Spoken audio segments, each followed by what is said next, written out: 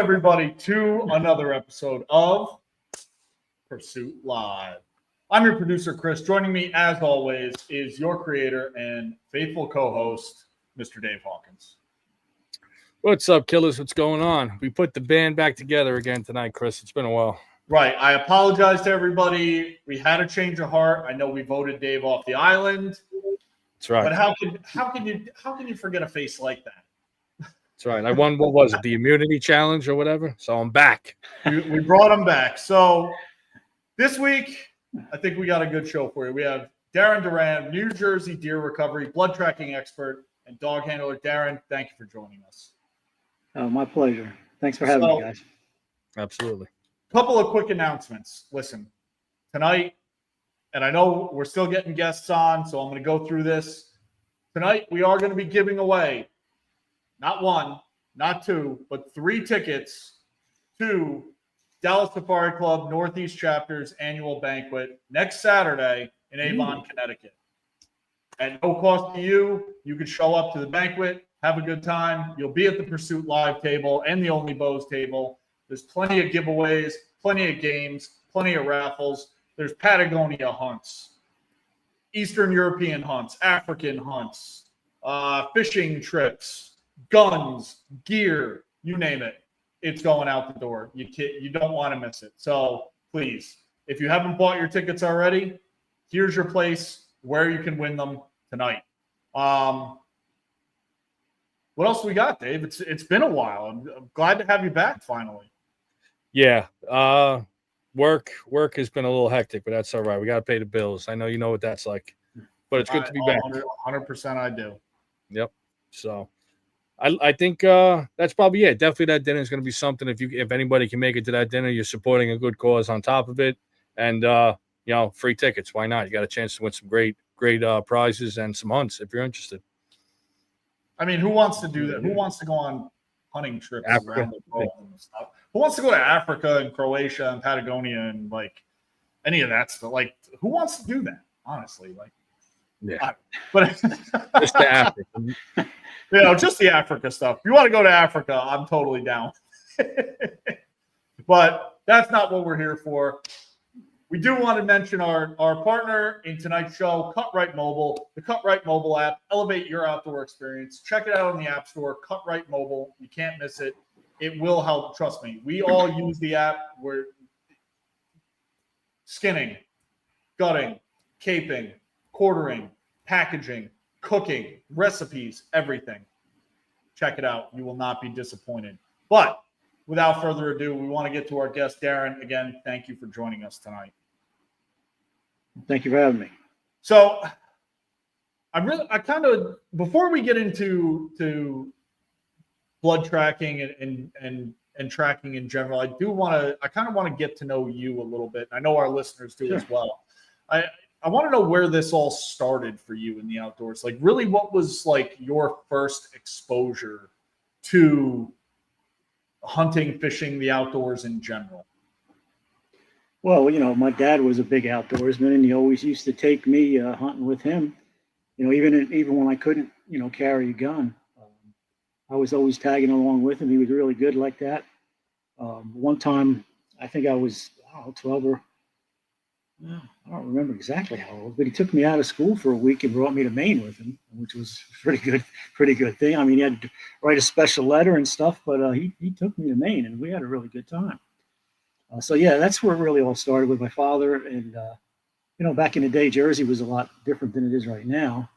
There was a lot more open ground, and we always had dogs, hound dogs mostly, for rabbits. And, that's where I started. United States Air Force dog handler, a drug dog handler, and a patrol dog handler in the late 70s. So I've been around dogs and kind of always liked dogs. And back in the day, about 15 years ago, there was a fledgling program that started in New Jersey that we're going to use leash tracking dogs to try to recover deer. And it was a scientific research program, and that's kind of like what really sparked my interest in the tracking aspect. It was something I could do with a dog. And, because of all the small game options in New Jersey were starting to go away, the land was disappearing. There was no place really to run dogs like there used to be, unless it was WMA or something. And it just was a whole new thing to, track deer with a dog. And it wasn't legal. There was a Title 23 law that prohibited it because of back in the day, 60, 70 years ago, there were no deer in our state. So they passed a Title 23 law that said you couldn't track, search, seek, or harm a wild deer with a dog. And because the word track was in that law, and it was a state law, Fish and Wildlife couldn't do anything about it. So it took me 10 years of work to finally get that law changed and amended to allow a leash tracking dog in our state. Was their main concern you were going to be using the dogs to actually hunt game? Was that maybe their concern? Well, it was just, we're in the Northeast. The Northeast was totally opposite of the South. The South used to hunt deer with dogs. So just because they could, they didn't want us to, so that was part of it. And there was no deer really left in our state when this law was passed. And they didn't want anybody out in the woods with an unfair advantage. That's kind of like how it went. Okay. So that law was passed, and it was just a state law. So Fish and Wildlife couldn't amend it through game code until that law was changed in the state house. So I kind of want to circle back a few years to your younger age, because not all of us have these, where we were able to get out of school and go to Maine for a week, and that was how we were able to get into hunting.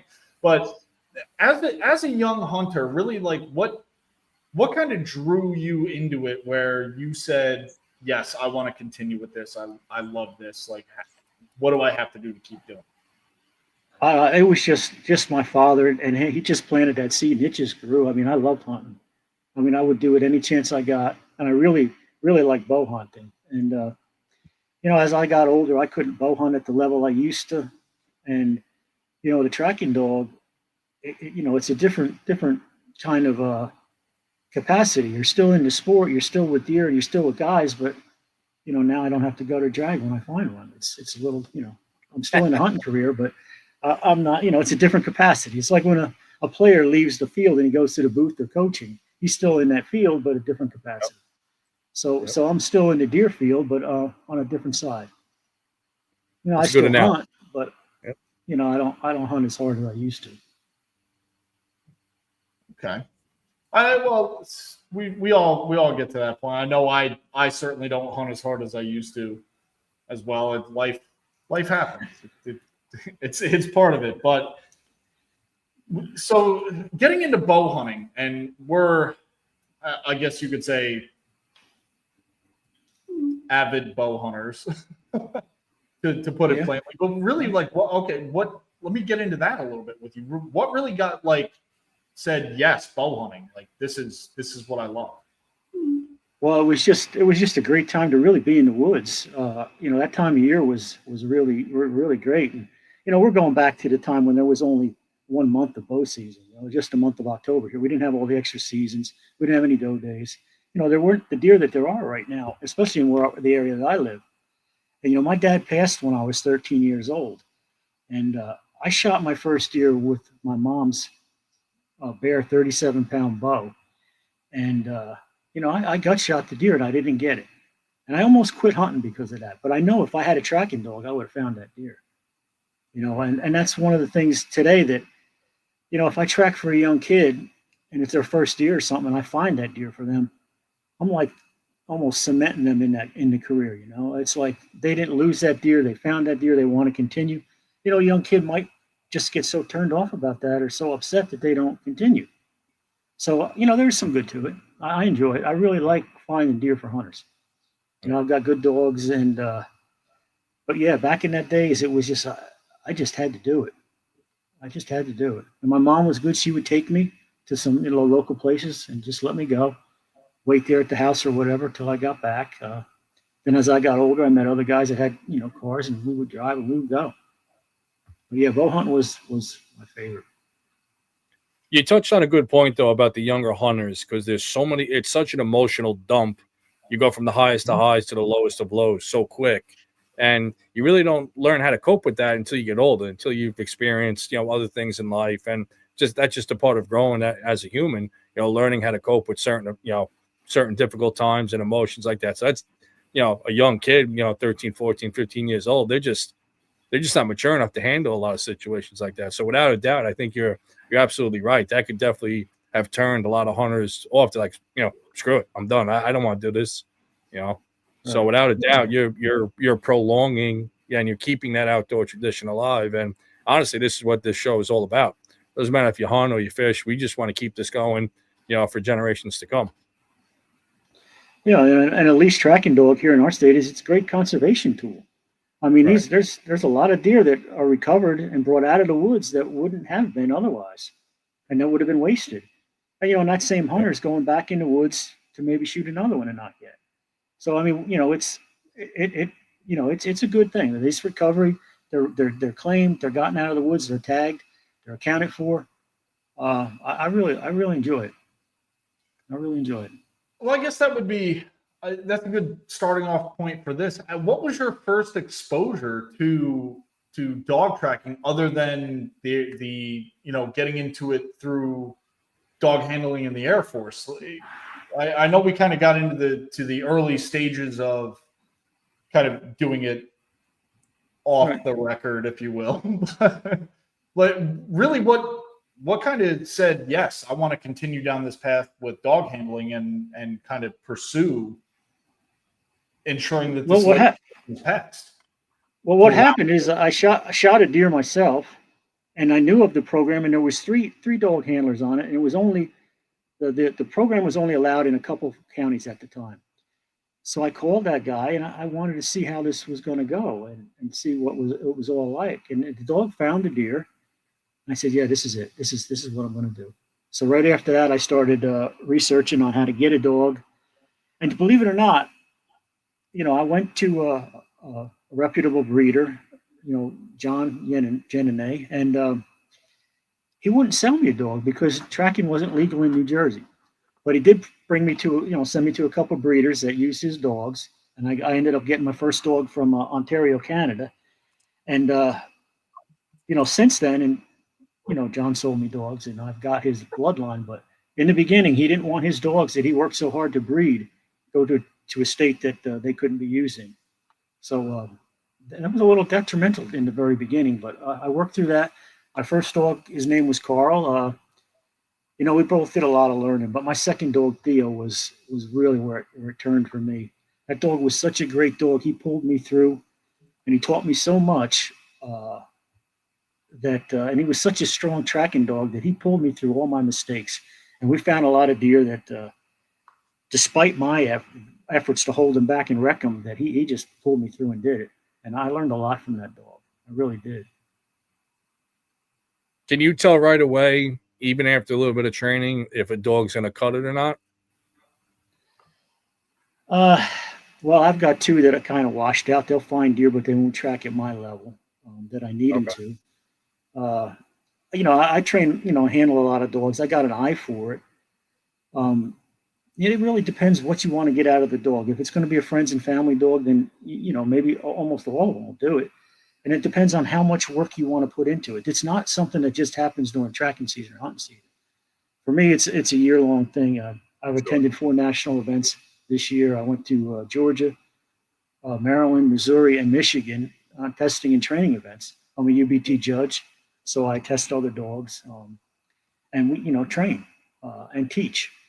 But I love the tracking. I love the training part of it. My dogs, I'm very lucky. They'll do a training line where a lot of dogs, get a little tired of the artificial stuff.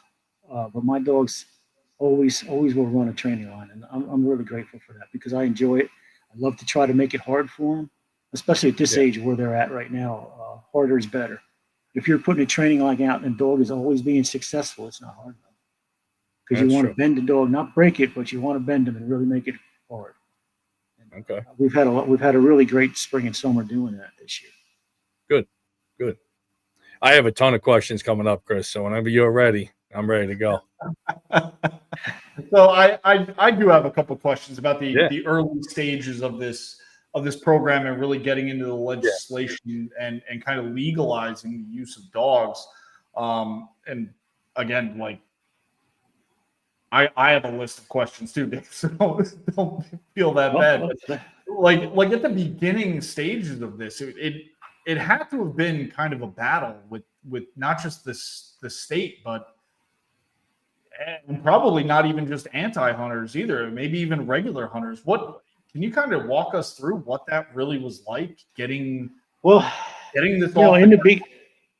In the beginning, first of all, nobody knew about it, and when you went there and told them, hey, or you told them, I'll come track your deer with my dog, they didn't believe you. You had to show them a copy of the permit. We all had to have a permit. In the early days, there was 3 original handlers. Then it grew to 6, and then, I don't really remember how many we had by the time it got legal, but it was probably a dozen or more. And we had to do monthly reports and submit this to the research professor that was in charge of it.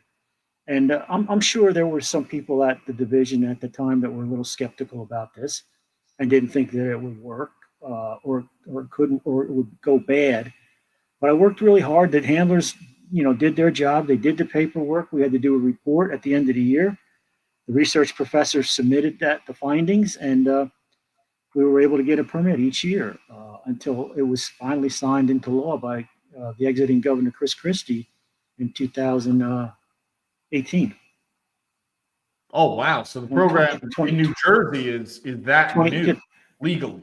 Oh yeah, it's legal at 2018. It was that's when we got the amendment to the Title 23 signed and passed through the legislator down in Trenton. And that's when it was signed into law that we could track with a certified leash tracking dog under the direction of the Division of Fish and Wildlife through prescribed deer seasons. So that 2-sentence amendment was added to Title 23, and that's when it became officially legal, and now it was governed by the Division of Fish and Wildlife. So they issued us a permit every year. The dog has to be certified, pass the test, and we have to apply every year. We have to do a year-end report. We have to put the date we tracked, the hunter CID number, the deer management zone, the county, and the road, whether or not we found the deer, and if we did, what was it? And that all has to be sent in 2 weeks after the season closes. But yeah, in the early days, and this is where Theo really shined. Because we did a lot of work. I really wanted this to succeed, so I was tracking as much as I possibly could, and with a dog like him, we were finding a lot of deer, and it was looking good on paper. I mean, it was looking good on paper, and it was enough to show the division that, hey, this could work. I mean, the first bear that I tracked in New Jersey was for the Division of Fish and Wildlife for an illegal kill. They called me, and Theo found that bear, and that's right there showing that, hey, they're starting to accept this. And that was back in 2014, so that's a long time ago. And, so the tide was changing, the attitudes were changing. Hunters were saying, hey, this is working, this could work. Social media wasn't like it is right now. So, or at least for me. So I used to go to butcher shops, put flyers out, go to shows, talk about this stuff, to anybody that would listen, pass out a card or something. And finally, the word of mouth started to go. I used to have to travel all the way to the southern part of the state to track. Now we've got, really good trackers down there. I don't go south no more. There's no real need. I mean, the state's starting to fill up with really competent trackers that, I'm proud to see this. This is something that I wanted to see, and it's starting to turn to fruition. I mean, I'm really glad it is. So I got a question right there, Chris, if you don't mind. And just to kind of clarify a little bit with your background, Darren, New Jersey Deer Recovery, is that your solo business, or is that part of an organization you work for or with? No, that's my handle, my name. Okay. I'm a tipper donation tracker. I don't have a set fee or charge to track. It's just that's what I'm called, New Jersey Deer Recovery. Okay. So with your company, to simplify, are you a part of a greater organization, let's say, like a greater deer recovery organization in New Jersey? Is there such thing? Well, there's the United Blood Trackers, which is a national organization that I'm a member of. I'm also a member of Deer Search, which is a New York organization. I'm a licensed tracker in New York. Okay. I mean, John Jenney was a co-founder of Deer Search in New York, and that's where the leash tracking dogs in the Northeast really came from. Was was his research program, and it all started there. When I was first starting the program in Jersey, I think there was only 23 states in the country that had allowed leash tracking dogs or tracking dogs for deer. Now I think there's only 2 or 3 that don't. So you can see how it spread and become acceptable, throughout the country, and our state's no different. Okay. I mean, it's legal now in Pennsylvania, and Pennsylvania was a big holdout state for a long time.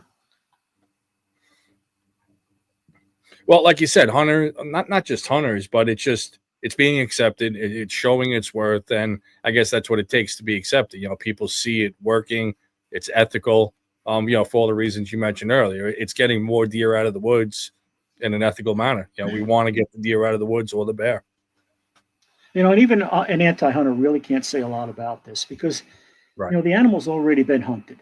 It's dead in the woods. Let's at least recover the animal and let it be utilized instead of it wasted out in the woods.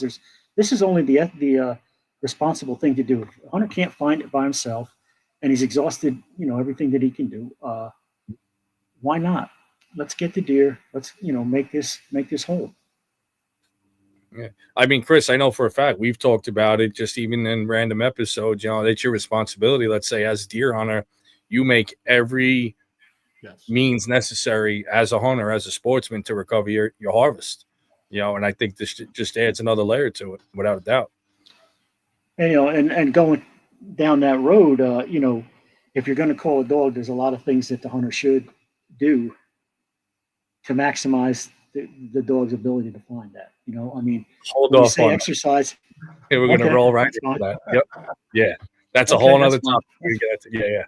Absolutely. No, to your point, that's very important, without a doubt. But that's why we want to talk on it. Okay.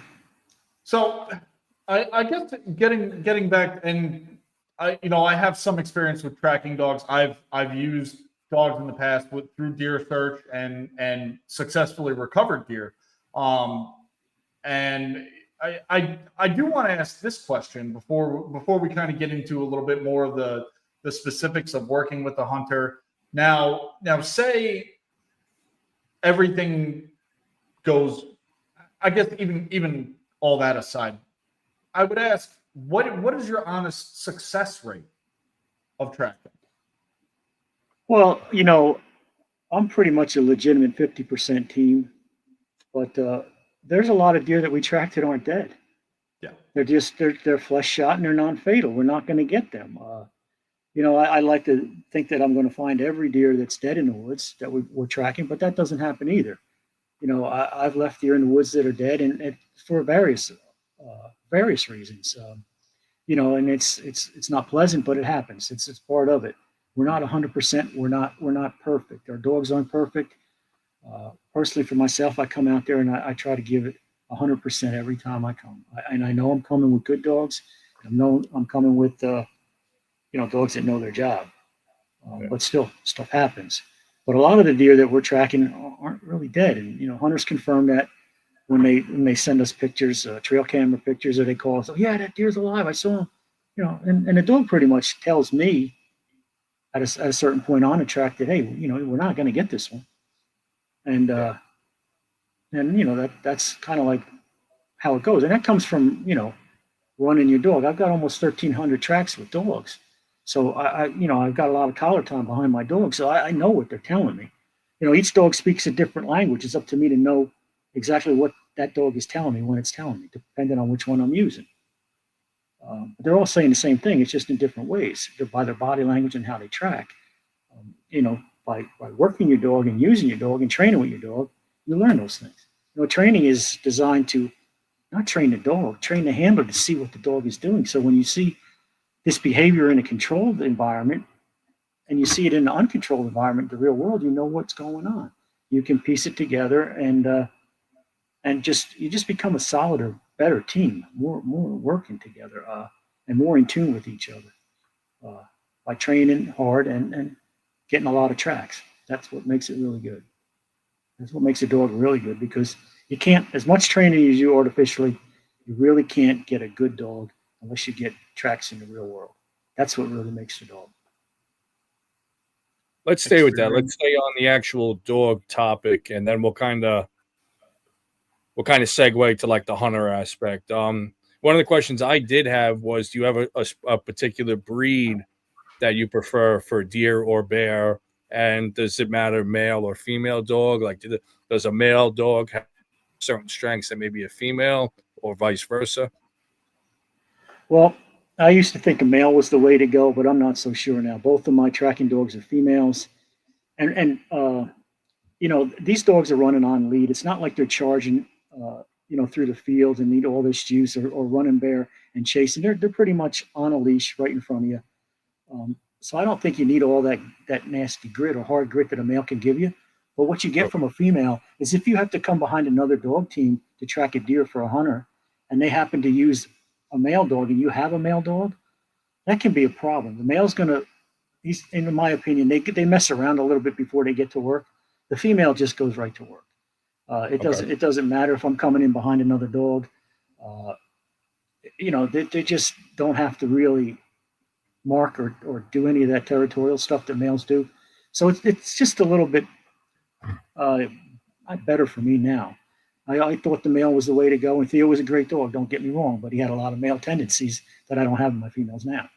So that's kind of like, I'll probably stay with females.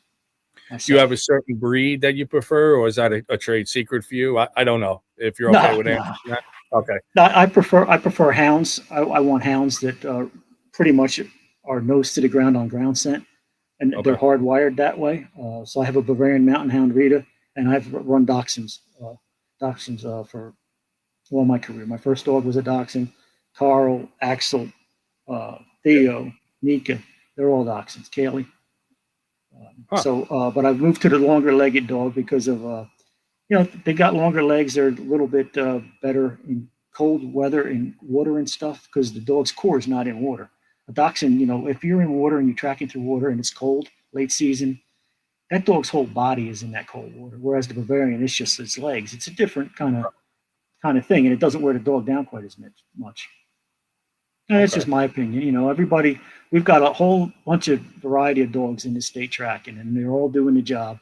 It's kind of like what you want, but you got to remember too, we're only going to track for a certain few months of the year, right? The dog's got to live with you for the whole year. So it's kind of got to be a dog that's going to mesh as well as do its job. And, there's certain dogs that mesh better with families and kids and all that other stuff. And it's more of a personal decision. My personal decision is hounds. That's how it is. Okay. So you show up on site, you get the call from the hunter. I'm going to integrate a little bit of the hunter aspect now. On average, could you give a percentage that you actually have a pass-through arrow that you're working with? And I'll also combine that question with how many times the hunter is certain of where he or she hit the deer. Or do you come across scenarios where they're not certain, but you do have a pass-through arrow? Well, I mean, especially nowadays with the crossbow, if they're hunting with a crossbow, they really can't see where they hit. So I like to ask the hunter, where were the crosshairs when the trigger broke? That because they really can't a lot of times see the bolt hit the deer anymore. A lot of times we don't recover those bolts, especially if they're in the ground blind. They're off in the stratosphere someplace where they're buried so deep that we don't really find them. Okay. Back in the old days when everybody had a compound, you used to get the arrow. You could get a lot of good forensics off the arrow and pretty much tell. Right. But everybody says, "Oh yeah, I know I killed him. I hit him right behind the shoulder." Well, there's a lot of land behind the shoulder. It goes all the way to the butt. But obviously, if you don't have the deer there, you really might not have killed him. But we do a hunter interview on the telephone before we ever leave the house. Okay. And I ask a whole bunch of pertinent questions to what I do. Everybody has a little bit different way they do it. But I want to know, first of all, do you got permission to where you're going to gotta go? Did you chase them off your little 5-acre lot onto the neighbor that's an anti-hunter? I mean, I don't want to travel, get a dog going, and then get stopped at a property line when we can't go because we have to have permission to track. So I ask that. Then we get into what did the deer do when you shot it? Did you recover the arrow? Do you have anything? What kind of broadhead do you use? We got like a chart.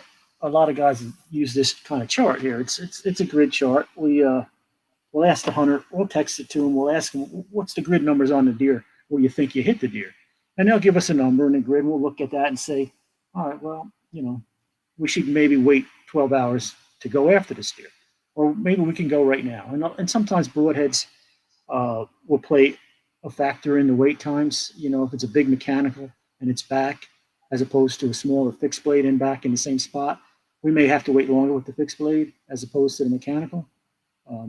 But those are things that just come up case by case. And then we set up a meeting point and time based on that. And then we meet up with the hunter, and I'll give him a briefing about, what I want him to do, what he can expect from me and my dogs when we're out there working. And then we go onto the hit site and start the track.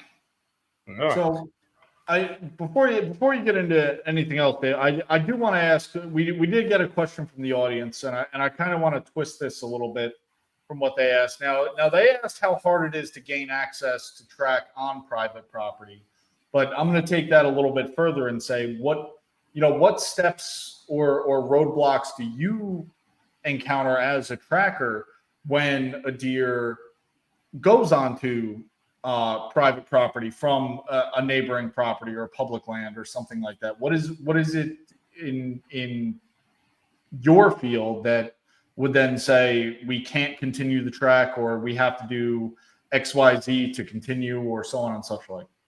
We've got to park the deer till the hunter can gain access and permission. He's got to track down the landowner of that property, and it's got to be granted.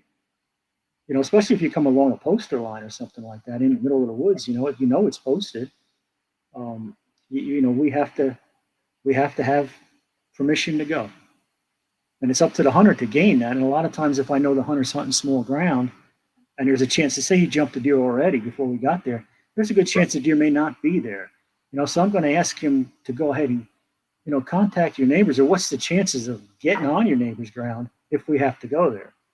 And if he says absolutely not, we can't ever go, then maybe I don't go. Maybe I don't take the track, period. Only because, you get to the line and you got to stop, and that's not good for the dog, and it's not good for me. So it's if I'm out there working my dog on somebody that I can't really help, then I can't help somebody that really does need me. Right. I can't be in two places at once. So I'm going to screen my calls along those lines. If we can't get permission to go, then I'm not going to take the track. But if it's something that comes up while we're in the middle of the track, we never expected, we're on a big piece of property, we come to the poster line. I've stopped the track and came back the next day if the hunter's got permission, but we still have to stop the track. We can't go across, without permission. Absolutely. And that goes, anybody listening, you got to respect your neighbors without a doubt. That's how those negative hunter encounters happen. And we don't need them. Right. We need positive encounters without a doubt. Yeah. And everybody's got a trail camera out there too. So if you're walking around, and you don't belong where you're supposed to be, I don't think I've ever really had a hunter tell me, yeah, we can go and we really can't. They're pretty honest about that. So I've never been tricked into going someplace that I shouldn't be, So, but yeah, there's been times when we just can't go. And that's the end of it. So let's put the scenario back to, we're on a nice chunk of public land. You got plenty of room to work and run. You're with the hunter now. Let's say you're in the woods. What is the scent that the dog is actually going to follow? This may be an elementary question, but I'll ask it. Are they smelling blood? Are they actually smelling like the hide of the deer? Are they smelling a gland odor, like the torso gland? Like, what is the main scent that dog's going to use to track? Well, because I can't smell like a dog, I can't give you a definitive answer. All right, but I'm going to tell you what I see from my experiences. There's a scent profile there that's at that hit site, and when the deer is shot and it's going to die, its body, I believe, starts to convert and put out all kinds of different scents. The hormones are, changing within the body to stop bleeding or whatever, and it happens almost instantly. It comes out of the breath. There's skin cells. There's the interdigital gland, and that's similar to our fingerprints. It's individual to every deer. Okay, that scent between the hoofs. But when my dogs are tracking a non-fatal deer, and they have to pick through these hoof prints, let's say we're on a bait pile or there's a big high deer density, the differentiation between those sets of feet are not that great. It's not like black and white. It's more gray. The dog really has to sniff each footprint to find the right scent and go. Now, if this same deer is shot dead, the leash is stretched out and the dog is going. There's something about, I don't even think he's paying attention to interdigital scent because there's so much of other scent profile coming off that deer that just tells him, hey, this is it. It's like when a wolf looks at a herd of elk, he knows which one he's going to hunt by the way they smell, not how they look. They all look the same. But because that one that smells different is always easier to catch and they eat, they key on that. And it's the dogs the same way. The more they track, the more they know that, hey, the one that smells like this is the one we're going to get to chew on at the end of the track. That's the one we're going to get. And all the others, when the blood runs out and the dog has to start searching for that footprint and the track goes from a track to a search, you can almost bet that there's either something wrong in the environment or the deer's non-fatal. And the dog, its stress hormones are going down from the initial shock of the jump or whatever, and it's starting to smell more like a healthy live deer again. And the dogs will pretty much tell you that. But as to exactly what they're smelling, it's a scent picture. When that deer that comes into the hit site, there's two sides of that very same deer. There's the calm, relaxed side when he comes in, and there's the side that it happens after it's shot that it leaves on. So there's two sides of that deer right there for that dog to recognize.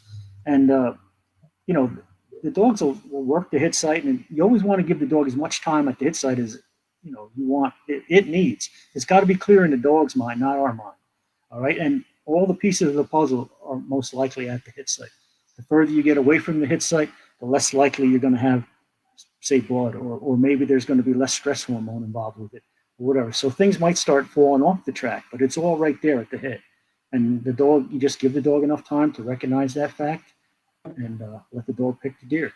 And I like to come up to the hit site, put my dog right at where the deer was shot, and tell him to find this one. This is the one I want you to find. And normally the hunter has some kind of a, direction of travel out of the hit site, or maybe he's already tracked it. And let the dog go and look at the hunter. Is that the right way? And yeah, that's the way the deer went. And we go. But to get back to that, if the hunter's already tracked the deer, I'd like the hunter to put some like toilet paper or something permanent on the ground, so that when my dog leaves the hit site and goes right down the toilet paper line, I know the dog's already recognized the right scent profile. And then when we run out of things or things get squirrely, there's no reason not to believe the dog doesn't understand the scent profile and go.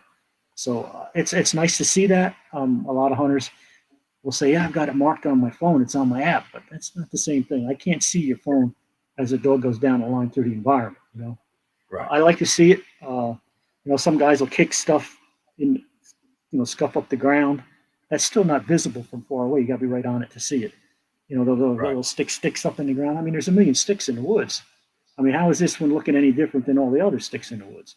So, we get all of that kind of stuff. But the more experience that you have, the easier it is to work through all that stuff too. Right. At the end of the day, you're trusting that dog. It's like trusting your instruments on a boat. And you're going through the fog. You trust your instrument. No, 100%, Dave. And I've used the tracking dog twice in my career, and we recovered both deer. And I've been a part of a number of other tracks where we use dogs to eventually find the deer. But it does bring it back. And I've worked with Mark Nyad from New York Deer Search a number of times.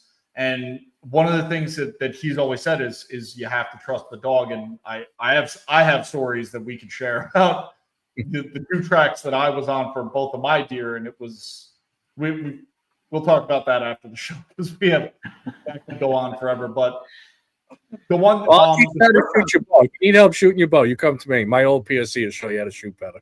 Oh, I'm. Do we really want to? How many? I'm sorry. How many? I knew that would get him. I had to throw a little jack in there, Darren. I'm sorry, Dave. How many Cape Buffalo have you shot? Now here we go. Whoa!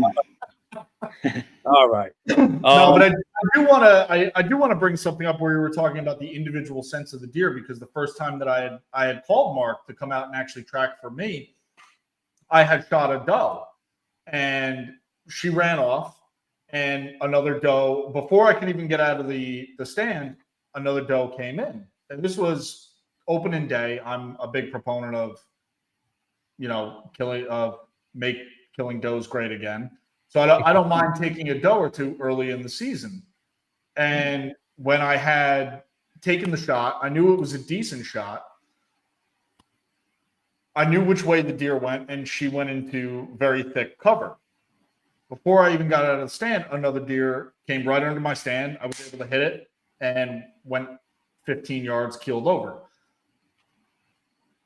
We were able to bring the dog out after I had started the track into the thick cover, and I'm just as you said, I'm a big proponent of carrying a little roll of flagging tape with me, and I flagged every spot that I had. That if I found blood, let me flag it all the way from my tree stand out until the last blood.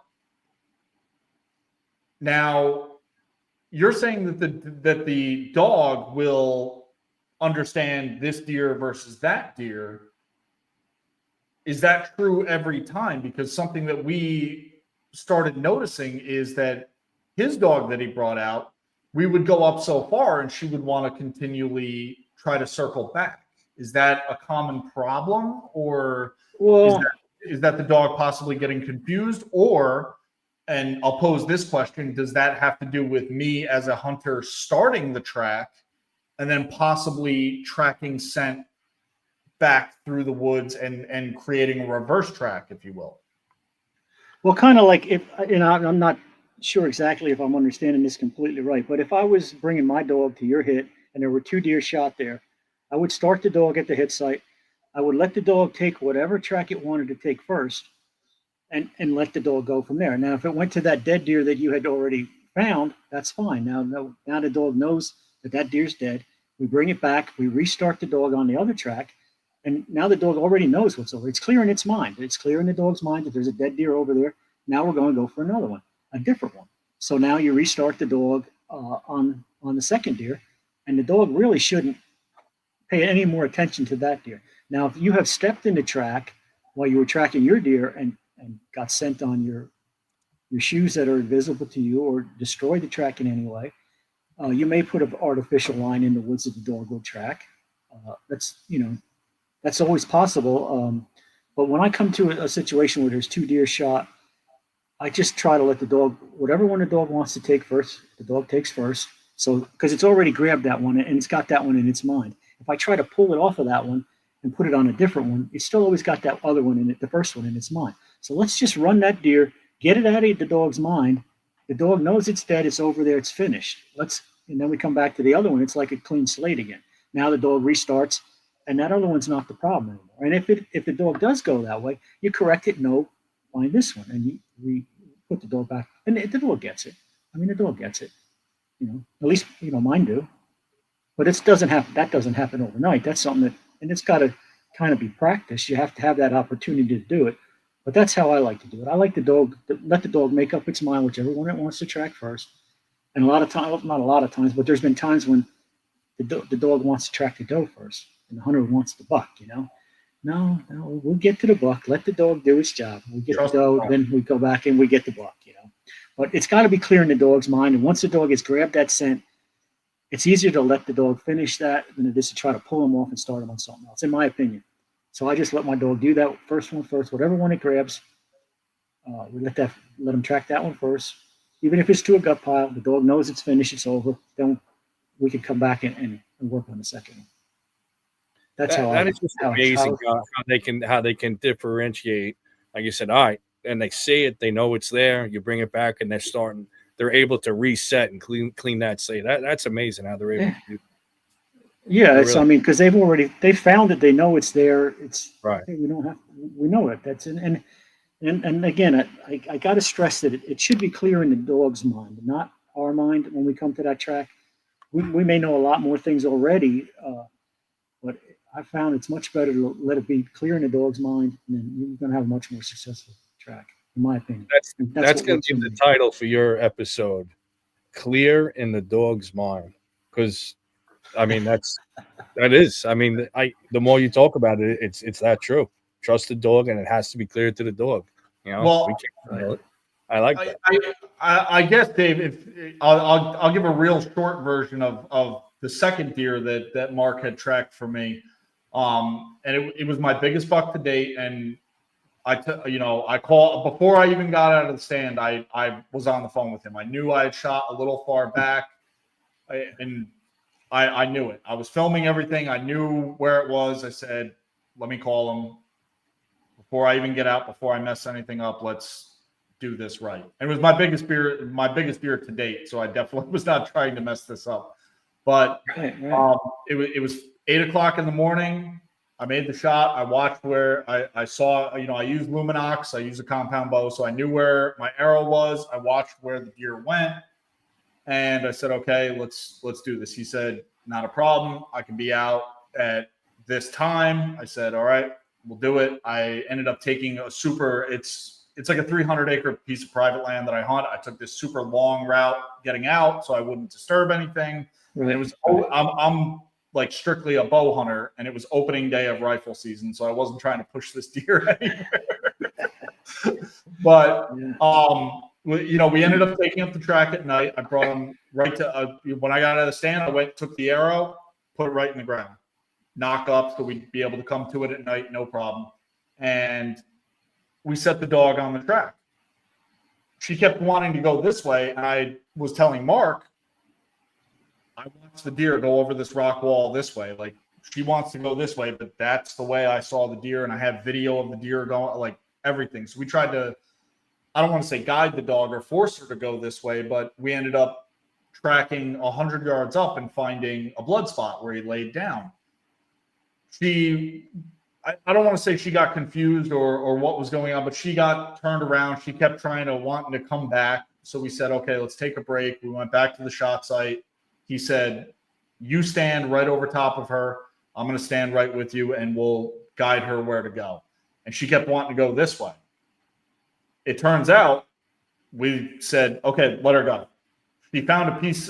It was like a little piece of meat and fur 20 yards from the shot site.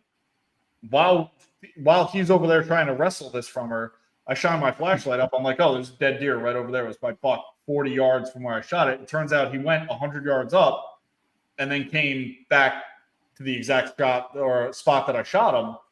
And had we trusted the dog and just let her go this way, 5 minutes into the track, we would have had the deer. So sounds like she was air scenting it.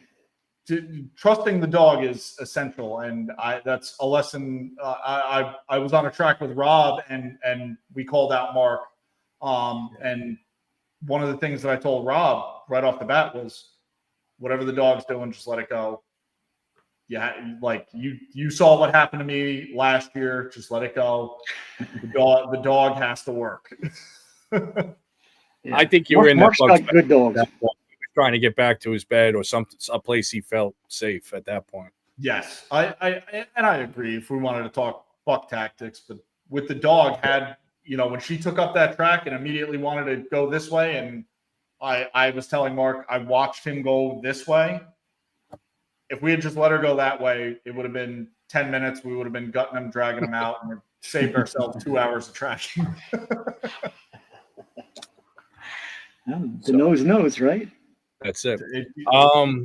If you don't mind, Chris, I think I'm going to hit down with a couple of quick questions, but a couple of them may stir the pot a little bit. If you don't mind, Darren, I'm not going to put you on.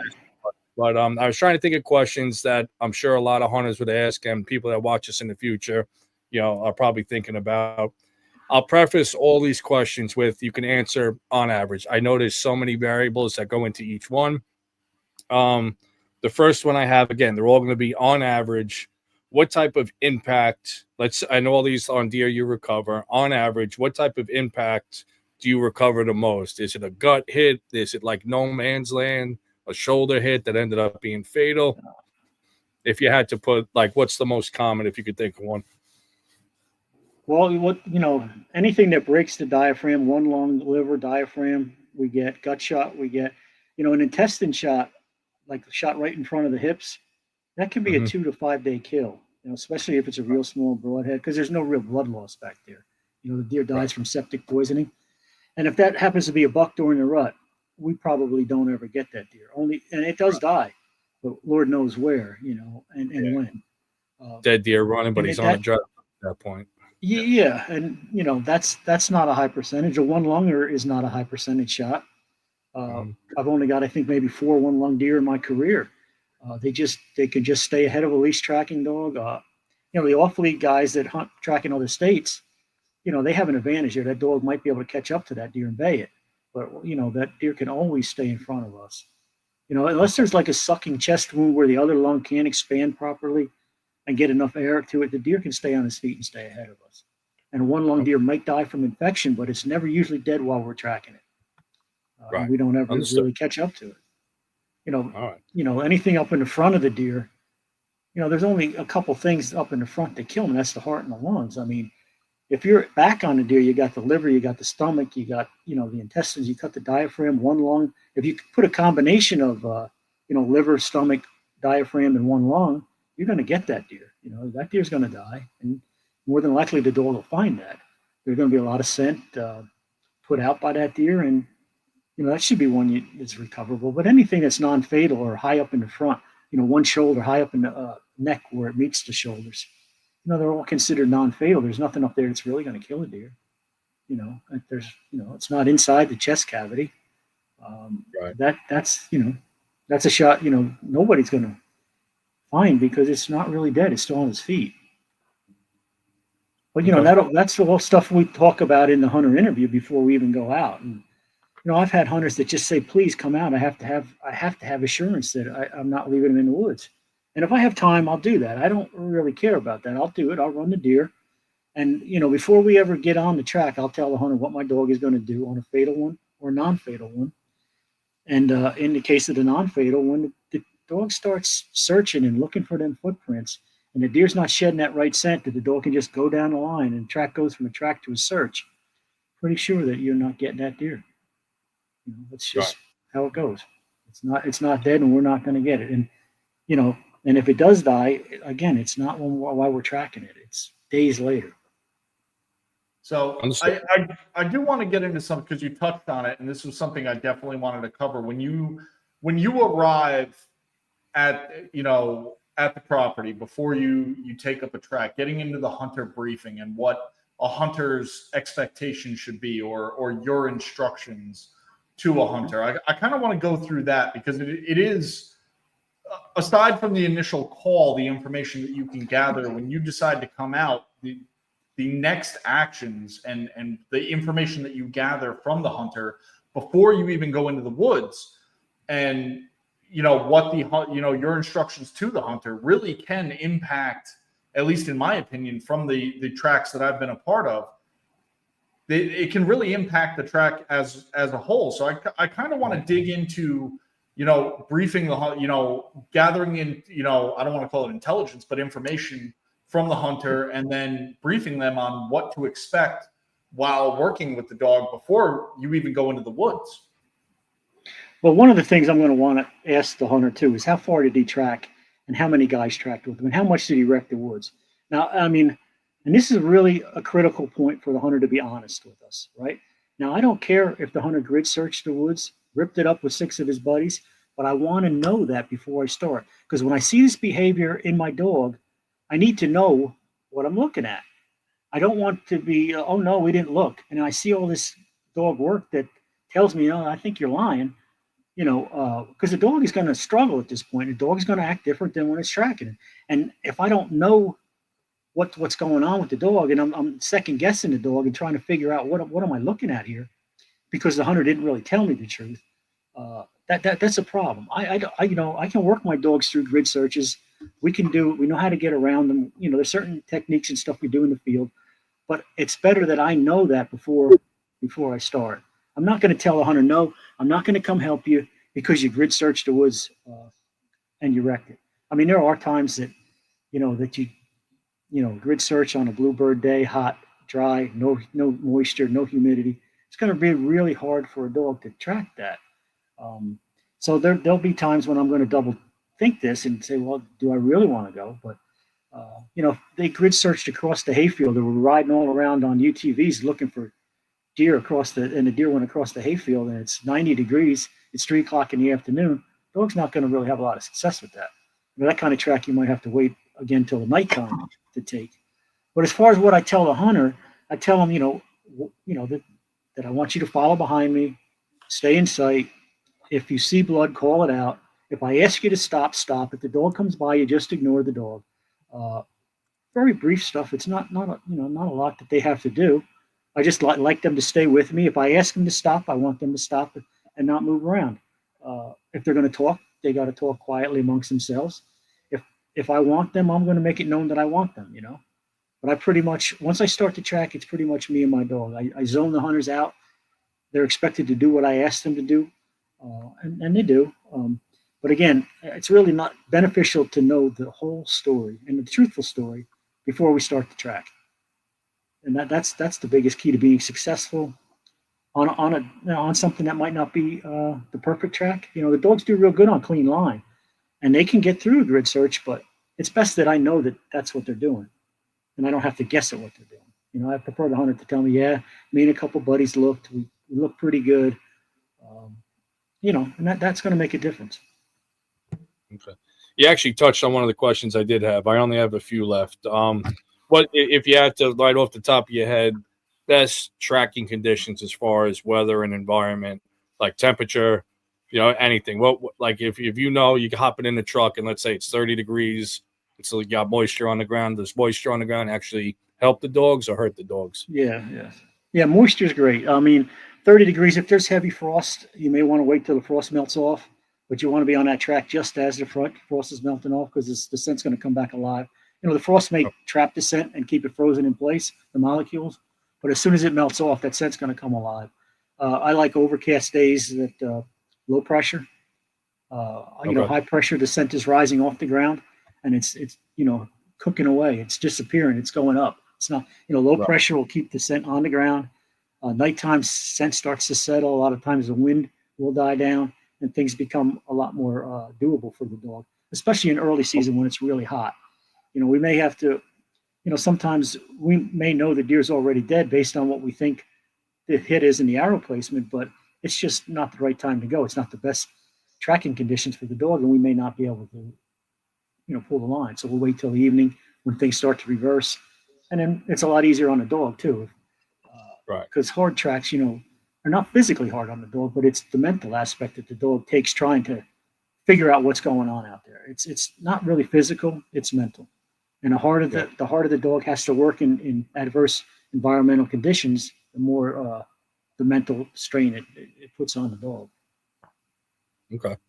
The next two questions they kind of coincide with each other. How far will you actually push your dogs before you call it, if that happens and you don't find it? The second part of that, again, an on average question. What type of surroundings will you recover most of these deer in? Is it like in a body of water? Is it in a very heavy thicket where they're looking for cover to feel safe? Do you come across common scenarios like that? Yeah, well, we find quite a bit of deer in water. But getting back to the first part of that question, if we're tracking a deer and I think the deer is dead and the dog is telling me that we're going to get the deer, I like to keep going. I don't like to quit. Especially if we've got a lot of ground and we can go. I don't like to stop the track. There have been times when the hunter told me, I don't want to go anymore. Well, I have to stop. But there are times on a non-fatal where the dog will just pretty much tell you. Like my one dog, Kaylee, she'll come up to me and sit down and look at me. And she's telling me right there that, hey, we're not going to get this when it's not dead. And I can tell her to go back to work and she'll track and she'll go. But I can tell that when she does that kind of behavior, the scent that she needs to have is not there anymore. Okay. Now, Rita, she's a little different breed. She'll track a non-fatal deer a little further and take quite a ways before she just comes over to me and then she jumps up, puts her feet on my chest and says, we're not getting it. So those are pretty clear signs. Yeah. They're pretty clear signs. She's telling me, take me to one we can get, and Kelly's doing the same thing, we're not getting this one, And, this sometimes, we have a hunter that never even hits the deer, never even touches the deer right out of the hit site. And I'll bring the dog down there and she's working, going around. And I'm telling the guy, I said, I don't think you hit your deer. And she'll be sitting down looking at me and we'll push the dog the way the deer went. Nothing. And those are the deer that, the next day the hunter's calling, it's back on camera. I never hit it. There's certain. You gotta swallow your pride. If they're making the effort to call you, your time is precious. Just honesty. You gotta swallow your pride. Say, like we talked about, I don't know where I hit. I don't even know if I hit or whatever. And that's all part of your like your telephone discussion, and that's so important to keep in mind. Anybody listening, just be honest with everything. It's only going to help you, the hunter, everybody. There's no point in lying at that point. Yeah, and that feedback is really important to us too because it helps me with my hunter interview. If I'm interviewing a hunter and I don't really think the deer's dead, and the hunter calls me back and says, "Hey, you know what? It's still alive." Well, that's good. Okay, I made the right call on that. I know that deer wasn't dead. We ran it. The dog said the same thing, and then the same thing goes if the hunter finds the deer. I want to know that too. Yeah, you put 100 yards too short, and the deer was laying right there. Okay, well, my bad. I'm sorry, but I need to know that information too. So it goes both ways. That's pretty arrogant. I'll just say. I actually have a couple questions, and I know Dave's going to hate me because, and I know Rob definitely. I'm going to get engineering on you here. We're going to get into some statistical analysis. You better We're going to get very statistical right now. So I do have a couple questions, and one of my fellow engineers, the Carolina Reaper himself, has asked a couple in the audience here. So I do want to build off of that, but I do want to start by asking, do you mostly get, I guess on average, is it mostly bow hunters that call you, or is it a good mixture of rifle hunters as well? No, rifle's not legal in Jersey except for the muzzle loader. Shotgun. Most 99, probably 95% of my tracks are for bow hunters. We get a few gun tracks every year. The guys that track down South Jersey, they get a lot of the driving guys with buckshot. Yep. Which I don't have to deal with, that's never fun. But most of my tracks are all for bow hunters. There's always 10, 12 a year that are for gun hunters, but the majority are archery, crossbow. Okay. Following up on that, the bow hunters that call you, would you say that a majority that are calling you are using a fixed blade broadhead or an expandable broadhead? You suck. That was my last question. I would say I think the majority probably are expandables. I think the majority are expandable heads. I mean, I don't write it down, but I always ask that question on my interview because that tells me a lot about how I'm going to proceed with this track, what I can really expect. Can I bump the wait time? Do I have to hold back on the wait time? I think and again, a lot of my bow hunters are crossbow hunters. They're starting to kind of be the norm as opposed to the abnormal now. A lot of crossbow hunters. I mean, we get a lot of compound shooters too. But I would think the compound shooters are mostly fixed blade heads, and I would say the crossbow guys are a lot of expandables. But I do get expandables on the compound guys too. I mean, to be fair, some of the cut openings on these expandables are pretty gnarly. So if you don't see your deer drop from your tree or your blind with an expandable, I'm not saying it's not a good sign, but I've had both scenarios. I've watched them drop. I've had them go 100 yards. But normally, if you got like a 2-inch hole in a deer and you got your arrow, that deer you should almost see that deer drop. I would think. Well, as we've proven, Dave, with fixed blades, we've proven with fixed blades, it doesn't always work that way either. Well, that was a different scenario you were in. I've shot both. I've had success with both expandables. I shot expandables for a long time. And a majority of them, you drop like 40 yards or less, and that's like great. It takes all that nerve-wracking energy out of it. But, Well, the expandable's designed for. Good. Like the expandable's designed like for soft tissue. They excel in soft tissue. So if you're taking a hard quarter and away shot, you got to make sure you're back far enough on that deer for that blade to open right. You don't want it to ride along the ribs and go underneath the scapula and never enter the chest.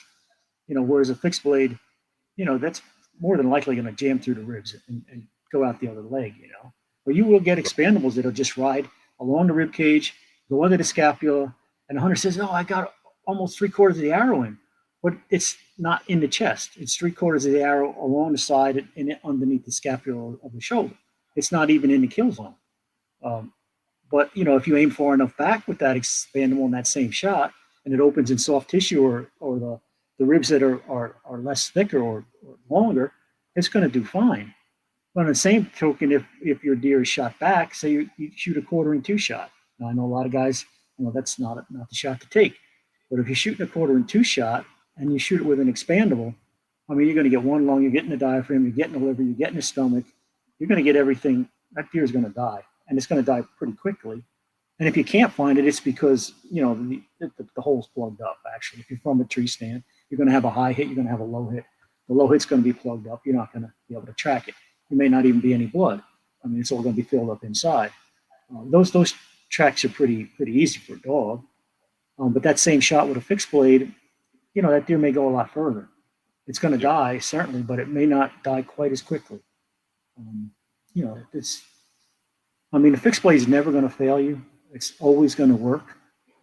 You know, you keep it sharp, and, you know, it's just there are wait times that are different between the two heads depending on where you hit the deer. And that's just what I find. I mean, some people may say that's not true, but I find that, you know, if you're back, I like the hunter to be back with a big expandable, as opposed to a smaller fixed blade like a Montec or, you know, a small Muzzy or something. Okay. They just kill quicker. That's all. So Well said. there's one more statistical question, then I'll turn it back to Dave and let him have his fun. But I'm good. Would you say a majority of the deer that you track end up traveling uphill and dying or downhill and dying? They go wherever they want to go. I mean, if they have enough juice, they want to try to get back to bedding, they'll get back to their bedding. We do find a lot of deer in water that are, you know, Dutch shot or whatever. They will go to water. But those same deer, you know, a lot of times just die in a bed or die on their feet. During the rut, you know, and it's a buck, Lord knows where it's going to die. It's going to die probably chasing does on its feet and be, you know, wherever it craps out, you know. It's not really going to pick a spot to die. A lot of times if you're tracking a buck, you'll get what we call the button hook, where the deer will come off.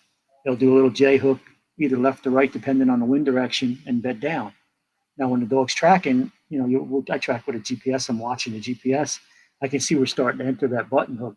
Now, either we're going to find the deer dead there, or we're going to find a bed where it got out of. You know, that's usually what you see. And it could be in a thicket. Most of the time, those situations, deer's in some kind of thick where it can get into and lay down. But yeah, you know, I do find a lot of deer in water, but I don't necessarily say they have to be in water if they're shot a certain way, you know, or they won't go uphill. Plenty of deer will go uphill especially if something's jumped them or pushed them. You know, they'll do that to get away. So I like to let the dog tell me where the deer went, whether it went uphill, downhill, or to the water. You know, we pretty much just go where the dog goes. Okay. There's a lot. I feel like we could keep going. I mean, I asked I'm thinking of this from the actual hunter standpoint and what you could take from, because when you're using the dog now, that dog is so in tune with the deer and what that deer wanted to do in the moment. So it's like from the hunter aspect, if it does start to look kind of like Chris's story, like I happen to feel like where Chris was on, and that buck was either very close to its bedding area, or, you know, it felt comfortable there for a reason, where he made that big sweeping loop to try and come back, even though his life literally was just threatened. So there's got to be something to that. And like you said, you're tracking the dog, and when you're watching him do that loop, you know, I'm thinking for the next hunt, like, all right, if these bucks like this certain area and they were trying to get to that area literally in their moment of death, like their last breath, you know, that's just good intel for potentially another hunt. I don't know how to word that, but like I guess I'm thinking of like deer where they feel secure. Is that where they're going to try and go to when they know they're injured like that? Well, Or I mean, is it just in the moment they're full of adrenaline? Are they almost not thinking fully at the moment? well, in early in the hit, they've got, you know, they got the capacity to think, you know. But as they get sicker, the closer to death, you know, that I believe that capacity starts to go away. I don't think they're thinking quite clearly. That's kind of what I was thinking. okay. So like if you shoot a big buck at night, a mature deer, right, and you jump that deer too early in the track, and he knows a man is behind him, he's going to do some evasive stuff, and he's not going to anywhere near death. So he's going to be thinking, he's going to be, you know, comprehending stuff, and a lot of times, you know, deer don't want to go, you know, and run headlong into danger. So they'll go back where they came from because they know there was no danger there. So, you know, that may be a reason they go back. You they may just have that. Every mature buck has a secret spot that he likes to spend a lot of time at. And if that deer has enough juice to get there before he's sick enough, you might want to get there. I like to tell a hunter that if he shoots a mature buck at night, and this is only at night, and that doesn't pertain to daytime, but if you shoot him at night and you don't hear him drop, the best thing to do is just wait in a tree stand till it's dark, climb out, don't even go towards the arrow, go 180 degrees away from the way the deer went, and come back to the hit site in about 4 hours and look for the arrow then. But a lot of times these older deer, a lot of times they don't even run when they're shot right, hit like that. They'll walk off, so they don't elevate their blood pressure. They're not pumping blood. They don't go into shock because these deer are different deer. They don't really go into shock. And a lot of times if they lay down almost immediately after the hit, their body's putting indirect pressure on the wound and they slow blood loss. So if you get down out of that tree and you go towards that deer right away, he's going to have a lot of juice. And if he knows that a man is tracking him and behind him, it becomes a lot more difficult to get, in my opinion. This is at nighttime because that deer doesn't know that you have to track with your eyes. He figures you're tracking with your nose like every other predator in the woods.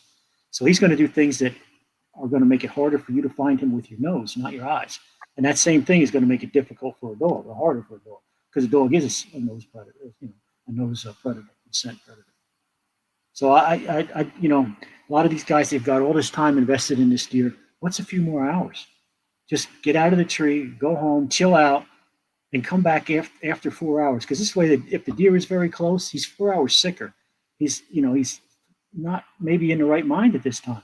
So things might be a little different. But if you go too early on a mature buck at night, the recovery can be problematic. And especially if you're in small, skinny ground. For cleaning that up for me. I couldn't figure out how I wanted to word that. So thank you for that. That was well said. Okay. So we did have an audience question, and I do want to get to that towards the end, but I do want, well, I guess we can ask that now. It's where are you specifically based out of, and how would somebody get in contact with you to track a deer? And then I have a second part to that question. Okay, well, I'm in New Jersey. I'm Middlesex County. Now, every one of our trackers that are tracking in our state are permitted by the Division of Fish and Wildlife. Now, this year, in the digest on page 31, there's a QR code down here in the bottom. Now, you scan that code, and the New Jersey map will come up, and every permitted tracker will be on that map with the counties that they track in and a number location based on the map. So you can look at on that map and see, oh, okay, I'm close to this guy. Let me call him. A lot of my, guys I've tracked for years. They know me. They call me. They don't necessarily go to that map, But if you're a new hunter, that's one way. There's also the UnitedBloodTrackers.org, the Find a Tracker app, where you go onto their website, and anybody that's a member of United Blood Trackers and wants their information published there, they can be there as well. And there's also a new app called Tracker, which is a phone app. There you go. That the hunters and the hunters get. Now, if I'm a tracker and I'm a member of that app, I have a radius that I want to work in, and any hunter that they'll do like an online hunter interview on that phone, and then when they hit send, it goes to everybody that's within their radius, tracker wise. And then if there's a tracker available wants to take it, they can get it right off the phone. That's really handy if you're hunting out of state and you don't know anybody. You're someplace else, you want to try, you need a tracker. That's really good. I mean, here in Jersey, we're small state. I mean, a lot of the guys have their hunters that they've tracked for years. But that's a couple different ways to find us. And they all work. The tracker app is new technology. I think this is their third season. They're expanding that every year, so that's really something that a lot of the newer hunters, the tech savvy hunters, are gonna really gravitate towards. And it's a good app. It works well. It's like we also have like. Now I know you have the website handy. If you want, can you hold that up and show everybody where they can actually access the tracker app? Oh, the tracker app. Yep. Or the website where they. No, not the website you showed me earlier. Oh, okay, yeah. This is the app. Can you see it? Yep. And that's what their website will look like. And that website explains everything. Hey, he's got props and everything. He came prepared. Right to it. I like it. Yeah, And yeah, my microphone ain't so good. It's better than United mine. Blood Trackers. If you go to unitedbloodtrackers.org, they have the Find a Tracker thing right there. There's a tab inside there, and you just click on Find a Tracker.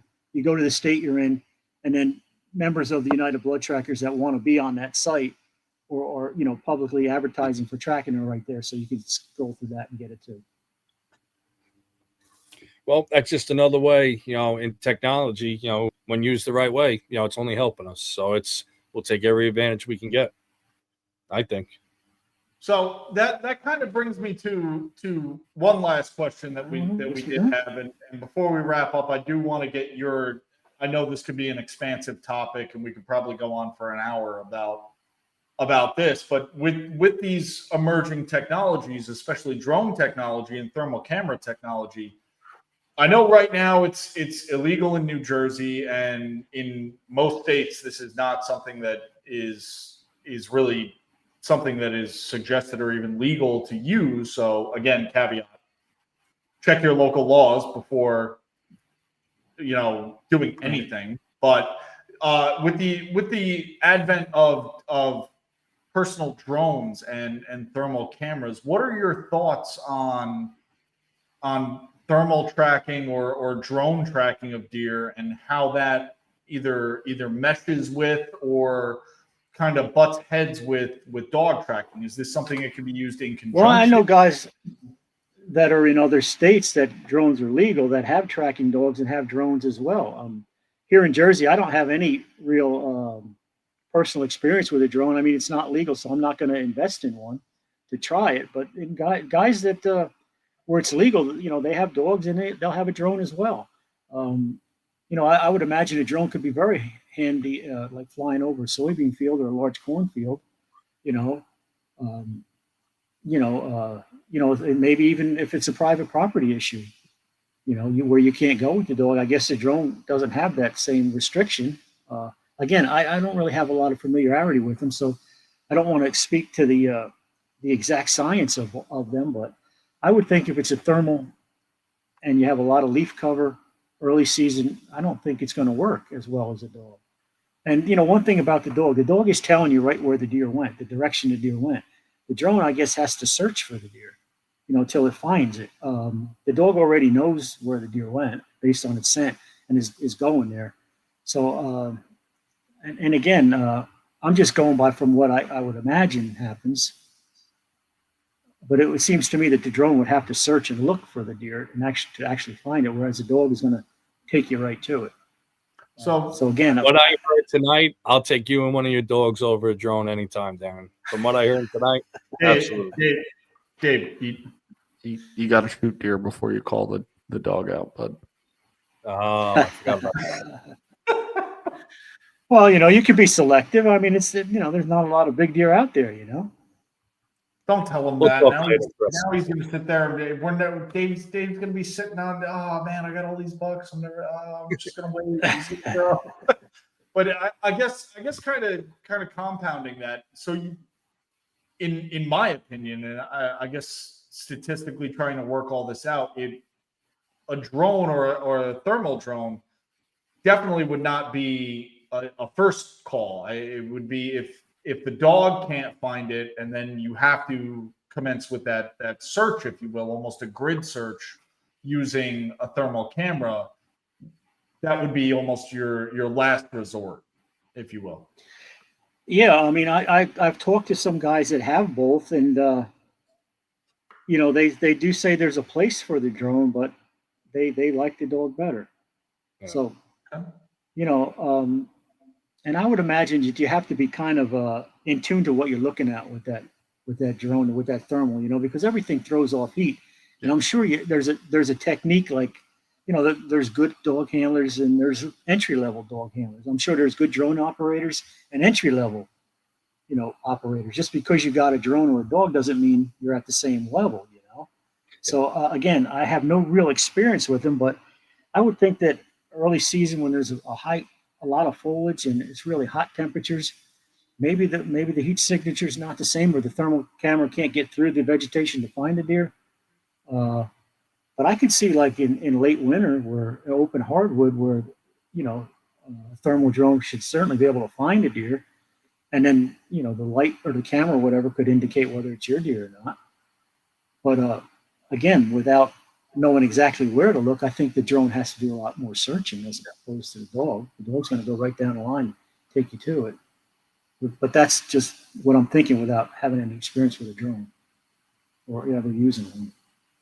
I think it's just one of those things in time. Like I had no idea how relatively new in Jersey that the laws passed for dog tracking. So if dog tracking itself relatively is new overall, let's say, even though in other states it's been around for a while. I mean, talking about it, Chris, I think it's just one of those things just in time, as the technology advances and as people become maybe more aware of it, more comfortable with it, and then they start integrating it with actual dog trackers. I think it's just something, maybe not now, but in the future, without a doubt. Right. But you look at technology, and you look back in the old days in deer search, they had a dispatch. This is long before cell phones and anything like that. There was a hunter would call a dispatch number. That was like a central dispatch for deer search. And then the dispatch would call different trackers, and then the tracker would get hold of the hunter. Now you've got an app like Tracker app that, the hunter puts the information in and gets hold of maybe 15 guys at once. But right there in the woods, right where he's at, so the technology's changing. Yeah. I mean, but the dog has been around since the beginning of time, helping man, Yep. I agree. That technology, I'm a dog guy, so I like that touchy feel. I like a dog. I mean, I'm not saying that a drone's no good or not fun to play with. I don't have one, but I can imagine it would be fun. But I do like a dog. I just do like that. I mean, the roots from man and dog go so far back. That's just how it is for me. I agree. Ever since they wandered into camp next to the fire and said, "Listen, I'd sit here and I'd hang out, look up, give those puppy dog eyes. You know what? They're going to keep feeding me, so I might as well just hang out." Yeah. I mean, it works well for me. That's it. Well, we appreciate what you're doing. I touched on it earlier, but you're keeping new generations in the wood, like you said, whether it's their first deer or first maybe questionable hit on a deer or anybody. I've said it a lot in the archery world. If somebody says they're an archery hunter and they don't have a bad story in the woods, they're either lying or they haven't been archery hunting long enough, because it happens. It happens to everybody with enough sits, enough encounters. So the resource that you're able to give hunters, and in a way, a sense of comfort, and relief, thank you. As an archery hunter and a sportsman, thank you for what you're doing. Well, I really do enjoy it, and I love tracking for hunters. I've met some great guys in the woods, and there's, Absolutely. I mean, I don't ever wish bad on a hunter, but I like to meet these guys every year. We catch up and, shoot the shit a little bit, I mean, again. Oh man. Do you have a lot of return customers, if you would? Well, I mean, I've got good dogs. We work hard. Even if we don't find a deer, we're giving you 110% when we're out there. And that's really all we can do. All we can do is really give you everything we got. I train hard. I've got a lot of experience. I understand my dogs, and I really like being out there, and I enjoy coming out there and tracking for hunters. And usually we have a pretty good time. Win or lose, we're having a good time. Good. Well, maybe during the season at some point, we'll catch up with you again, maybe like halfway through the season or so. If you got an interesting tracking story and you want to share it, we'll have you back on anytime. You're welcome at any time. Hopefully hopefully we can call you and tell you that we shot some bears and we don't need you, but hopefully we can, at least touch base halfway through the season, and one way or the other we'll have some success stories. But while we're there and we're saying thanks, as a veteran myself, I do want to say, thank you for your service, and here live, we really appreciate it. So thank you. Thank you. You too. Thank you again. I really had a great time. Good. We're glad to hear that. You got anything else, Chris? Or I think we're good to go. We already kept them long enough. Darren, I do want to just one more time say thank you for stopping by. It's definitely informative. It's something that not a lot of people.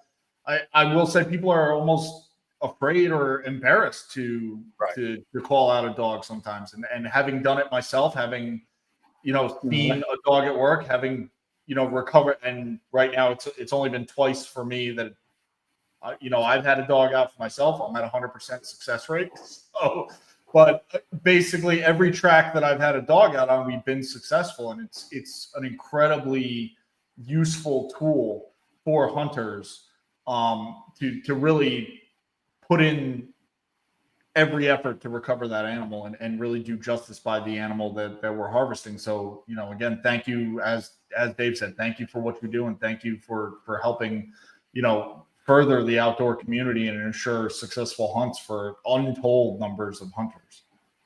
Yeah, and that's just one other thing too. Really, hunters shouldn't bash other hunters for calling for a dog. If you don't have the ability to find that deer, you shouldn't be ashamed by another hunter. I mean, we really should stick together. If it's a legal means, and I know for a fact, I'm getting older. I can't eye track like I used to, and our hunting population is getting older. If you really need help, call us. And don't be ashamed by the Facebook warriors that say, "Oh, you're no good. You can't hunt." You gotta get away from that. I agree. We want a hunter. I don't want a hunter never to look for his deer and just be too lazy to call me. I don't get that. But if you really can't find your deer and you're worried about it and it's stressing you out, call us. We're here to help you. Get hold of one of us and let us do our thing. We love it. I love it. And we can turn that around for you a lot of times. And really, a hunter shouldn't feel ashamed about that. Shouldn't really feel ashamed. Well said. Well said. So, if we can, Darren, one more time, if you could tell us where people can contact you, where they can find your services, and just how they can find more information on tracking. Yeah, well, my phone number is 908-331-2041. I'll be in the compendium under that on that map somewhere. Text is the best way because I get kind of busy. You send me a text message there, I will get back to you. It may not be right then and there, but I will get back to you. And we also, amongst our trackers, we have like an app where we keep in contact with each other, and we can move tracks around. If one of us is too busy, we could put it on the app for maybe someone that's available. So we try to help that way too amongst ourselves. Just call us, get hold of us. Again, 908-331-2041. I have a Facebook page, but that's about where it's at. I don't have a website or anything like that. Okay. But I have been tracking it. Yeah, I've been tracking in Jersey for 15 years. I'm one of the original guys. So, I'm here to help you out. Absolutely. And we'll post up any info we can, once we start posting these videos and everything, we'll make sure all that info gets out there for you, without a doubt. Sure. Thank you very much. That's great. And we're here for the future support. Like I said, not only just talking about, what you've encountered during the season, but anything comes up, you need some support, we're here for you now. We appreciate you. Okay. Thank you. Thank you very much. It was a pleasure meeting you guys. Yeah. So with that, again, Darren, thank you so much for joining us tonight. If anybody is interested in winning tickets to the DSC Northeast Chapter Annual Banquet, Pursuit Live is giving away tickets next weekend, September 13th in Avon, Connecticut. Tickets are paid. Listen, you get a dinner, chances to win, to enter lots of raffles, games. We're giving away hunts, trips, gear, guns, you name it. It's going to be there. It's going to be a good time. I'll be there. Dave unfortunately will not be there, but you get to hang out with me and the Only Bows boys. We'll have a couple drinks. We'll enjoy a good night. So please, if you're interested in winning these tickets, please feel free to reach out to us. This episode was brought to you in partnership with Cutright Mobile. The Cutright Mobile app available in the App Store. Elevate your hunting experience. We all use it. Great instructional videos on everything from gutting, skinning, caping, quartering, to processing, all the way to recipes and cooking your deer. And trust me, I've used some of the recipes, spot on, constantly updating things. You can't beat it. It's in the App Store. Check it out. With that, Darren, Dave, thank you guys so much. Thank you, everybody, for joining us tonight. We'll be back again in 2 weeks right here on Pursuit Live. Thank